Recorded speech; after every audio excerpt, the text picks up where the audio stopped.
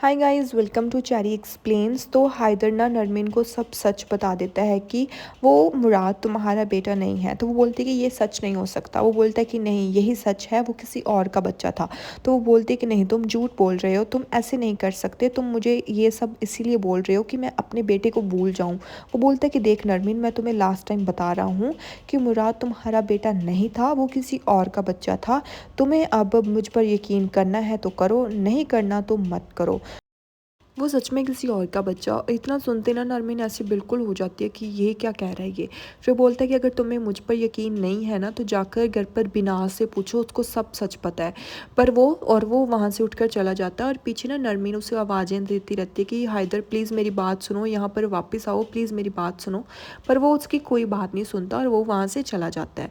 फिर ना नरमीन वहीं पर गिर जाती है और वहाँ पर बैठ रोने लगती है। फिर सीन शिफ्ट हो जाता है, आतिश और मिर्जान ना आ जाते हैं कंपनी में और सब लोग उन्हें देखकर बहुत ज़्यादा खुश होते हैं।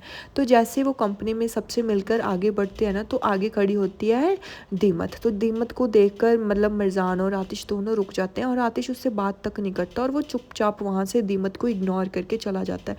भैया उसकी क्या गलती है, मेरे को तो ये नहीं समझ आ रहा कि आतिश को इस पर क्या गुस्सा आ रहा है। फिर उसके बाद वो बोलती है कि मतलब मिर्जान, मेरे में इतनी भी हिम्मत नहीं है कि मैं तुम्हारा चेहरा भी देख सकूं, मुझे माफ़ कर दो, मेरे भाई ने जो तुम्हारे साथ किया वो बहुत गलत किया, तो प्लीज़ अब मुझे माफ़ कर दो।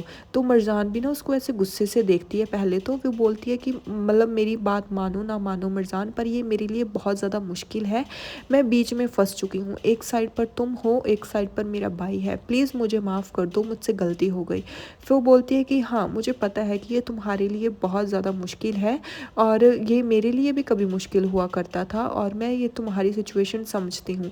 भाई ये दीमत पर क्यों ऐसे कर रहे हैं, मेरे को ये चीज़ नहीं समझ आ रही। फिर वो बोलती है कि कोई बात नहीं, जो होना था वो हो गया, पर तुम अब टेंशन मत लो किसी भी चीज़ की। तो दीमत फिर बहुत ज़्यादा परेशान होती है। वो बोलती है कि मुझे पता है कि मेरे भाई ने बहुत कुछ किया है, पर प्लीज़ अब मुझे माफ़ कर दो। मैं क्या करूँ, मैं कुछ भी नहीं कर पा रही हूँ मिर्ज़ान, मेरे को कुछ भी समझ नहीं आ रहा है कि मैं क्या करूँ। और तुम मुझे जानती हो कि मैं ये चीज़ें दिल से नहीं निकाल पा रही हूँ, और ये भी तुम जानती हो कि मैं तुम्हें कितना पसंद करती हूँ और मैं तुम्हारे साथ ऐसा कुछ नहीं करना चाहती थी, ये मेरे भाई की मिस्टेक्स है, प्लीज़ मुझे माफ़ कर दो मिर्ज़ा। भाई दीमत, तू किस चीज़ की बात मतलब ये चीज़ें माफ़ी मांग रही है, मेरे को ये नहीं समझ आ रहा।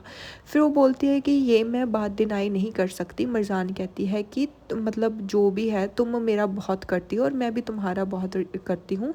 तो ये सुनते ना दीमत थोड़ी सी स्माइल करती है। फिर वो बोलती है कि पर फिर भी मैं तुम्हें मतलब मानती हूँ कि मैं तुम्हें तुम्हारी सिचुएशन भी समझ रही हूँ। तो इतना सुनते ना दीमत ऐसे थोड़ा सा रोने लगती है। फिर वो बोलती है कि मुझे पता है कि तुम्हारे भाई ने मेरे साथ बहुत गलत किया, पर फिर भी तुम फिक्र मत करो। तो दीमत ना फिर उसका ऐसे हाथ पकड़ लेती है और बोलती है कि देखो, अगर तुम मुझसे बात नहीं करना चाहती तो कोई बात नहीं, मैं ये चीज़ समझती हूँ और मैं ये कंपनी छोड़कर भी चली जाऊँगी, तुम इस चीज़ की मतलब फ़िक्र मत करो। तो मिर्ज़ान उससे कहती है कि कोशिश भी मत करना। वो बोलती है कि प्लीज़, मैं जस्ट तुमसे माफ़ी मांगना चाहती थी मिर्ज़ान, और जब भी मैंने तुम्हें देखा तो मैं तो इसलिए तुम्हारे सामने आ गई। और वो ना वहाँ से जाने लगती है।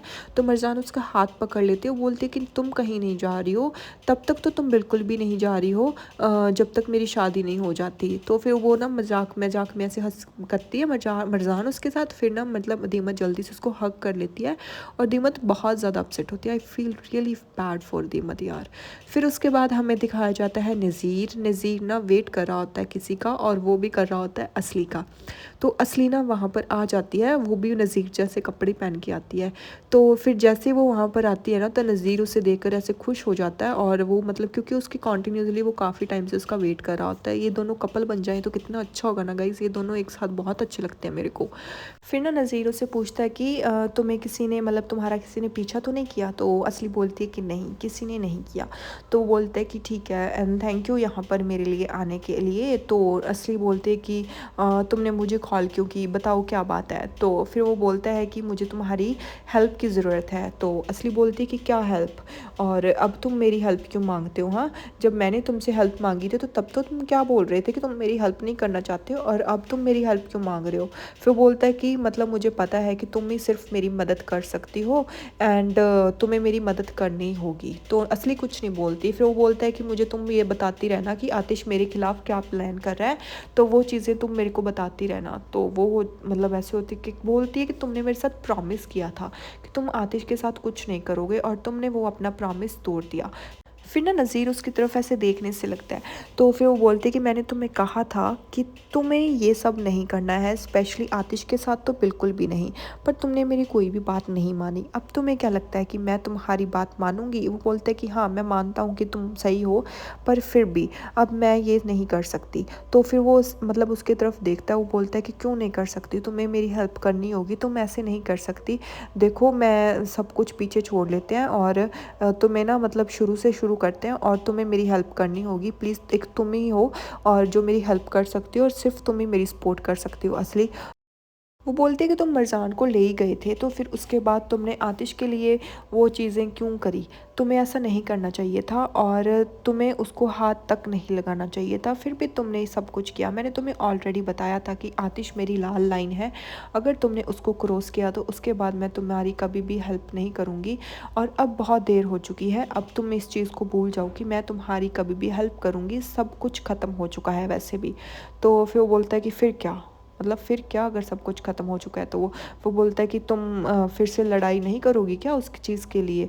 तो असलीना फिर उसकी तरफ ऐसे देखने लगती है। तो वो बोलती है कि नहीं, मैंने अपनी हार मान ली है और अब मैं ऐसा कुछ नहीं करूँगी। समझ में आई, सब कुछ ख़त्म कर चुकी हूँ मैं और अब मैं ऐसा कुछ नहीं करूँगी और ना ही मैं तुम्हारे साथ हाथ मिलाऊँगी। और इतना कहकर ना असली वहाँ से चली जाती है नज़ीर को छोड़कर। यार असली ऐसे सुधर तो नहीं सकती, पर एपिसोड भी थोड़े ही रह गए, कहीं हाँ सुधर भी ना जाए।